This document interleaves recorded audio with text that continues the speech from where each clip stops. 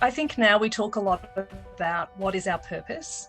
And probably back then, I already knew that I wanted to be a teacher. I don't know why I wanted to do that. I don't know as young people whether you really know, but it was something I thought, oh yeah, I really want to be a teacher. I was a school teacher as well, so I was in school teaching. And then I thought, oh, wouldn't it be fantastic to be able to help train teachers and help teachers become better teachers? That led me into, higher education. And my very first job was at the University of Western Australia, where I went in as a very junior lecturer, started at the very bottom, and I had a lot of fun there actually for about 3 years, training music teachers to be teachers in primary schools and secondary schools.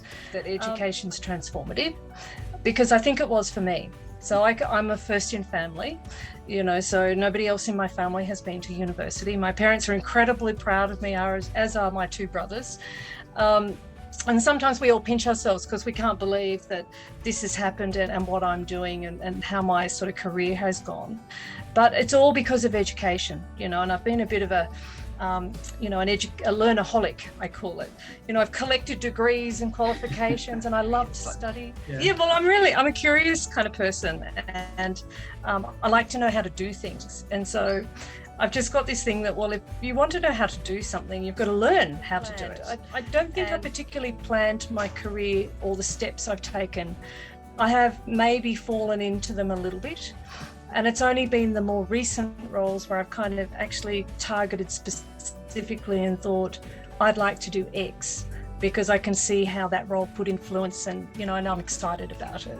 Being a woman has its own challenges. It appears in many occupations, in higher education as well. And also coming from a first in family background, perhaps I suffer with a little bit of the imposter syndrome. And so you sort of think, oh, how could I possibly be here? Something around life purpose, and understanding what your purpose is and having those conversations earlier on.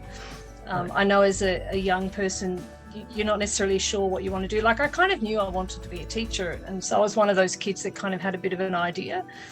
But you meet so many young people these days who fall into, higher education, tertiary education, or they're in year 11 and year 12, they've got no idea. When I think back to when I was 25, I was probably less aware of how emotions impact your work and impact others as well.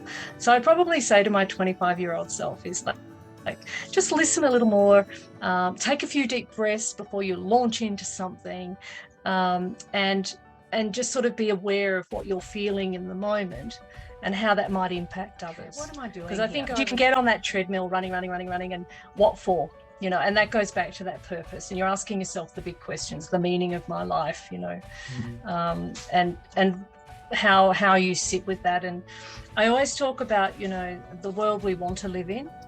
And so everyone can play a part in that. All of us can give a contribution to the world we all want to live in, that is tolerant and, and is kind and is caring, supportive.